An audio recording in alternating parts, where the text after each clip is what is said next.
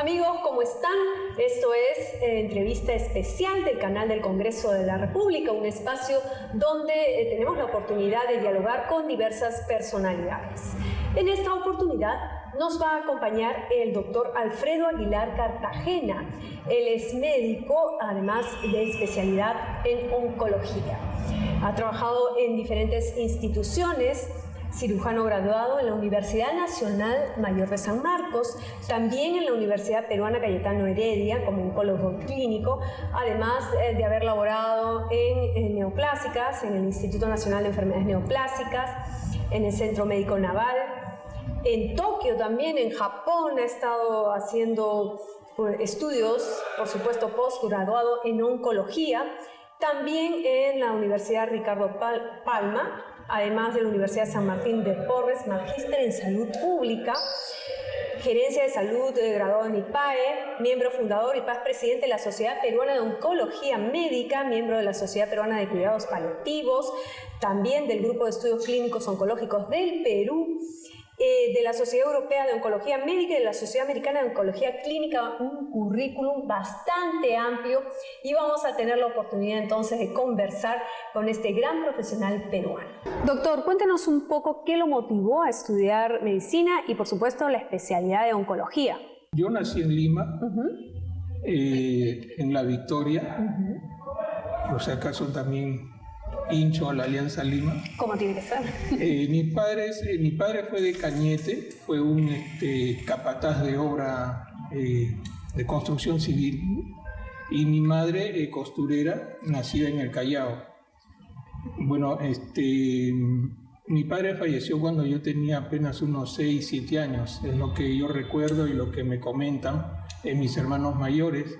Soy el número 11 de 11 hermanos. ¡Wow! Así es. Una familia numerosa. Sí, una familia numerosa. Mamá falleció justo cuando yo terminaba medicina. La vi esforzarse mucho con nosotros.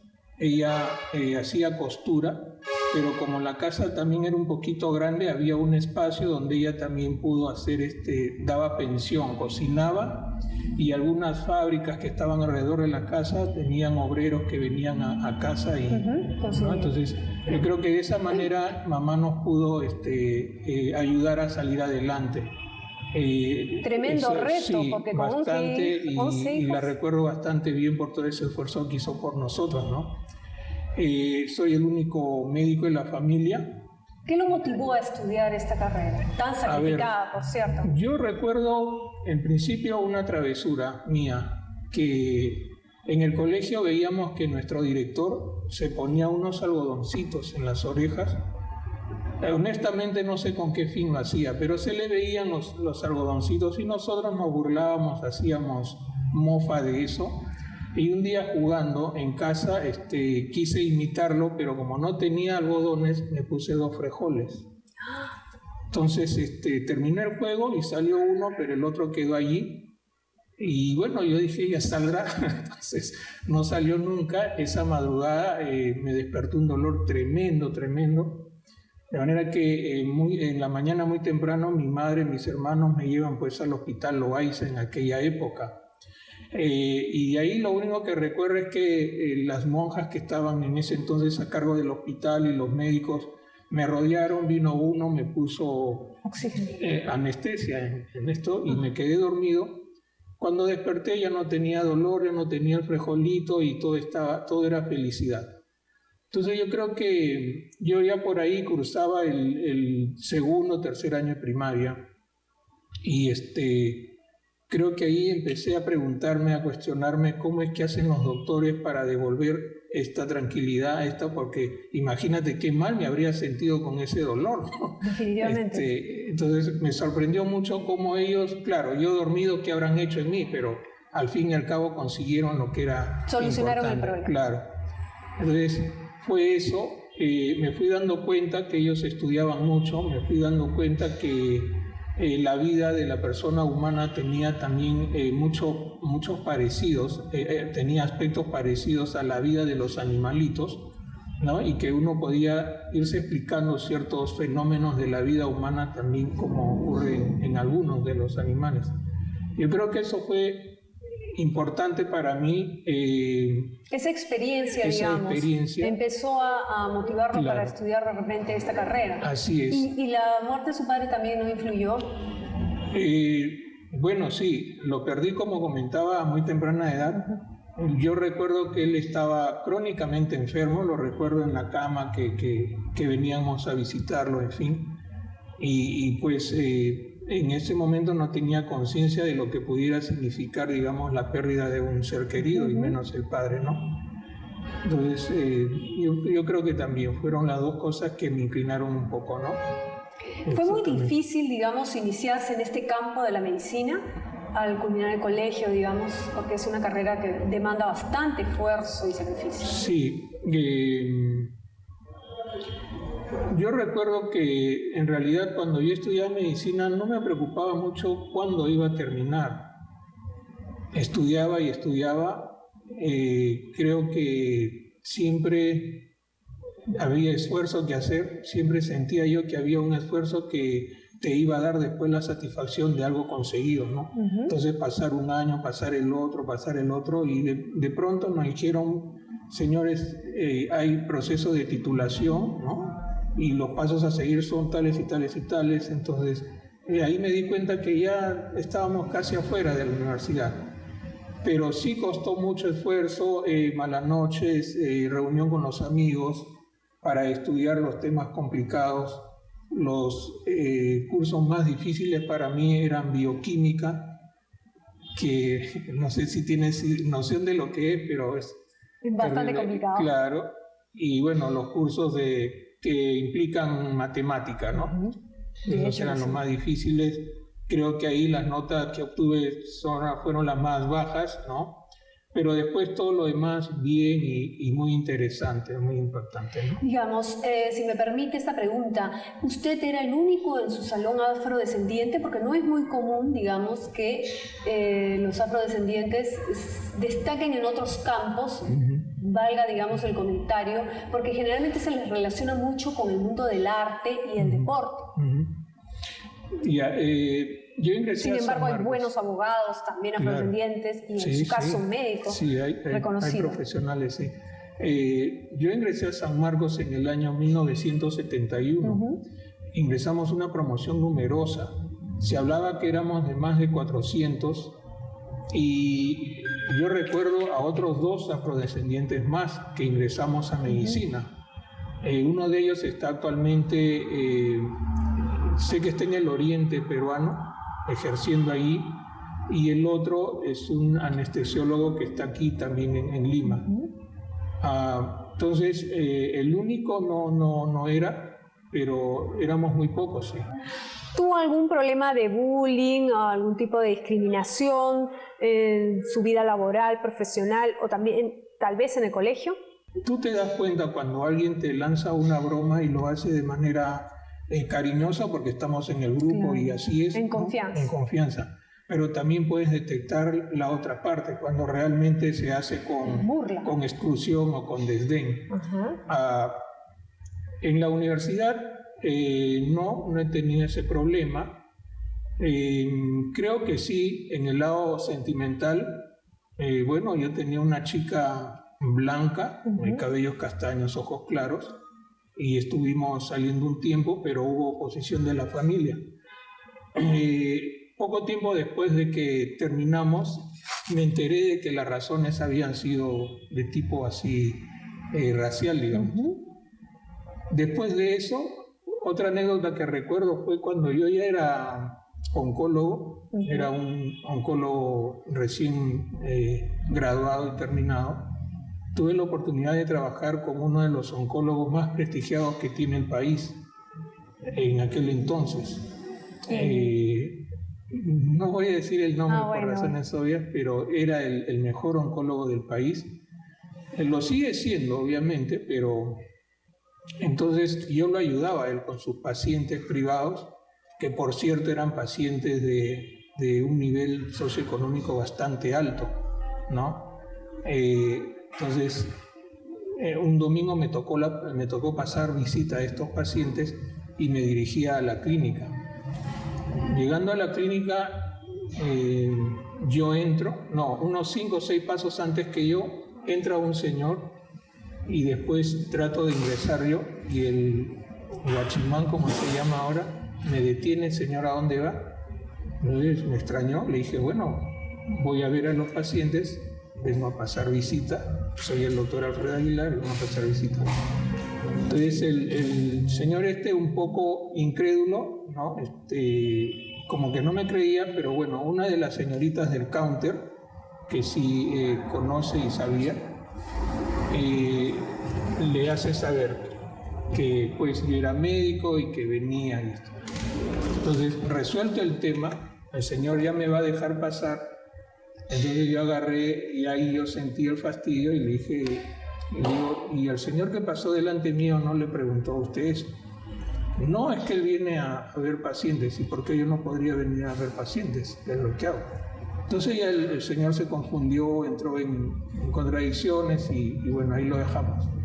Pero me molestó y me di cuenta de que eso pasaba, ¿no? Entonces, te das cuenta que alguna gente, a las personas afrodescendientes, tratan de encasillarlas en actividades que ellos sí podrían hacer y que otras no, como por ejemplo el deporte o el baile, la danza, que obviamente yo admiro muchísimos deportistas, y entre esos el Nene Cubillas. Claro, por supuesto.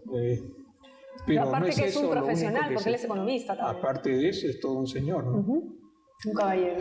Aparte, o sea, no es solamente eso lo que se puede hacer, pero algunas personas todavía tienen, como decimos ahora, ese chip, ¿no? Que dice que la gente de color puede hacer esta y esta actividad, más no otras, ¿no?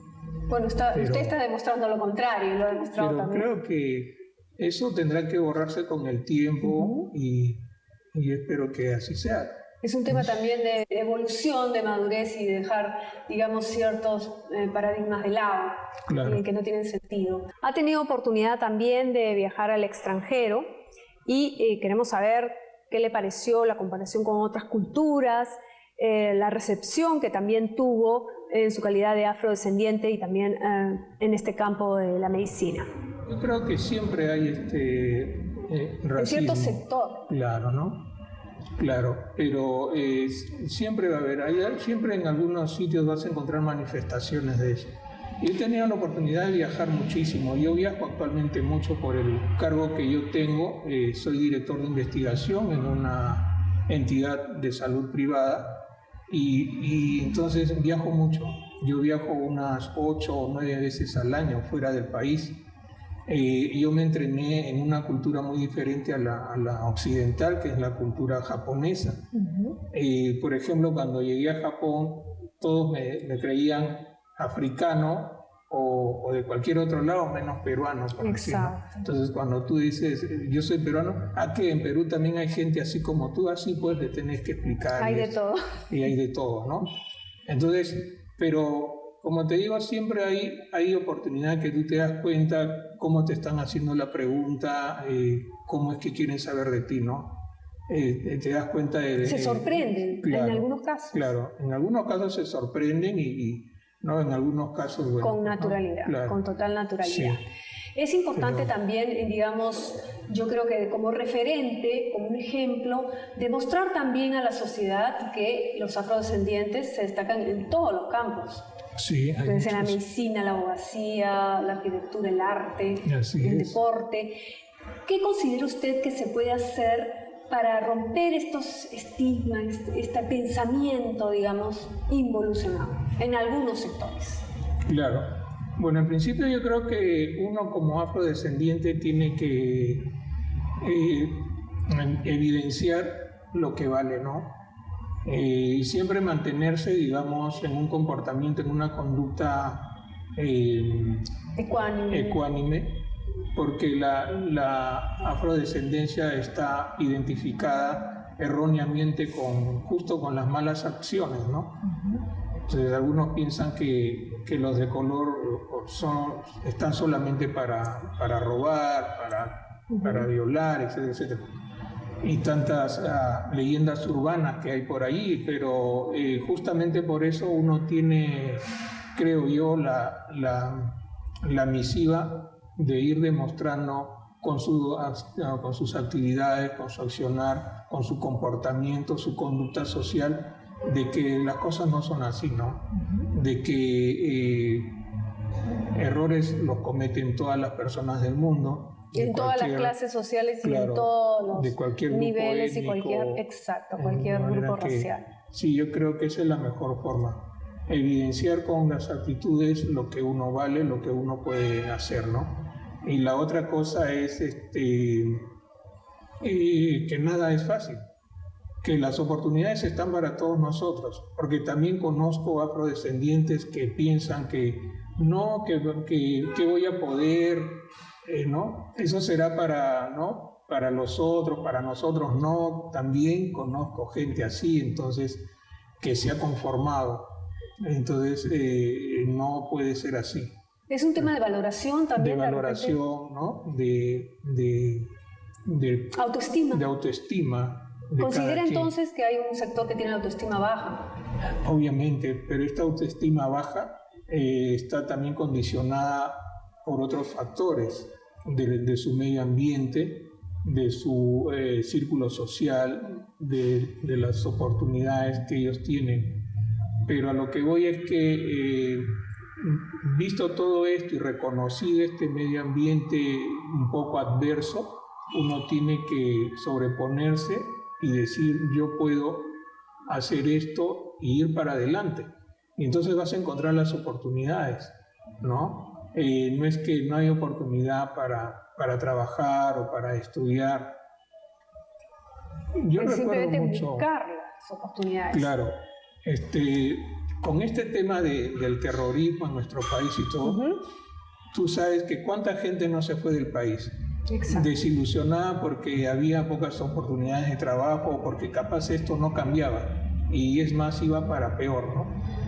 Entonces ahora que han pasado ya varios años y cuando conversamos con estos amigos que están fuera, ellos cuánto añoran en volver y dicen, pero sí podía haberme desarrollado allá, haber continuado allá. Entonces yo creo que hay que buscar, hay que encontrar esas oportunidades, que las oportunidades no van a venir a buscarte a ti, ¿es cierto?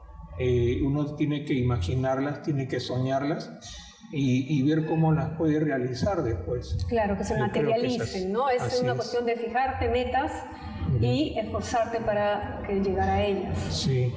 ¿Alguna anécdota, algún mensaje que también quiera dar a los afrodescendientes como para motivar a que no se sientan, pues, que tengan la autoestima alta, ¿no? Bueno, en principio yo creo que cada grupo étnico tiene que tener su espacio. Tampoco es que se le tenga que regalar nada, porque yo creo que cada grupo étnico puede desarrollar, puede contribuir mucho al desarrollo del país, ¿no? Puede hacer mucho en favor de la sociedad desde diferentes ángulos. Yo creo que son las leyes en general las que tienen que mejorar. Yo creo que las oportunidades de educación tienen que ser ampliadas, masificadas, para que las personas puedan darse cuenta de lo que representa cada quien, ¿no? Del potencial que cada quien tiene, ¿no? Usted ha mencionado el tema de mejorar las leyes. ¿En qué sentido, por ejemplo? En el sentido, por ejemplo, de crear espacios para la expresión de todas las personas, no solamente de los determinados grupos étnicos, sino de todas las personas, ¿no? En la educación, en el arte, en el deporte, en la ciencia. Yo creo que la creación de esos espacios, la mejora de los espacios existentes, es lo que va a revertir en que haya más oportunidades para todos, ¿no? Si me permite, usted ha hablado también, doctor, del tema de la educación. Se dan muchos casos de bullying a todo nivel, no solo con afrodescendientes, en diferentes grupos, sí, incluso de la misma etnia. ¿Considera que debería incluirse un curso especial en la currícula escolar, por ejemplo, como para que se rompan ciertos mitos, ciertas creencias erradas? Sí, yo creo que para concientizar desde pequeños a que todos somos iguales. Exactamente. Yo creo que podrían haber cursos donde se estudie, digamos, los aspectos sociológicos de nuestro país, no solamente nuestro país, porque cuando uno viaja también necesita saber de antemano cómo es la gente o cómo es el pueblo al que uno va a ir a llegar por primera vez. De manera que tal vez cursos como sociología, como antropología o introducciones a estos cursos donde te hablan de la naturaleza del ser humano, puedan ser introducidos dentro de los colegios, ¿no? Para que nosotros podamos ver a los compañeros de otras etnias de manera natural, ¿no? Bien, doctor, yo le agradezco su participación aquí en este espacio de entrevista especial y si quiere dar un último mensaje, tiene las cámaras a su disposición. Bueno, yo creo que uno está bien cuanto más esfuerzo hace, cuanto más cree en uno mismo y no apartarse de lo que nos han enseñado en casa. Yo creo que las mejores enseñanzas están en casa. Yo creo que los jóvenes, cuando tratan de hacer algo diferente a lo que han aprendido, a esa humildad que se les ha inculcado en casa, es ahí donde empiezan a fallar y a abrazar caminos que los ponen en riesgo, ¿no? Tanto para su salud como para su felicidad. Y otra cosa es que todo es difícil, ¿no? Nada es fácil, que hay que ser perseverantes y estar siempre analizando posibilidades, ¿no? Bien, llegamos al final de este espacio de entrevista especial en el canal del Congreso de la República con una charla, una conversación interesantísima con la presencia del doctor Alfredo Aguilar Cartagena, médico oncólogo de nuestro país. Le reiteramos nuestro agradecimiento y esperamos contar con usted en cualquier otra oportunidad. Muchas gracias. Hasta entonces.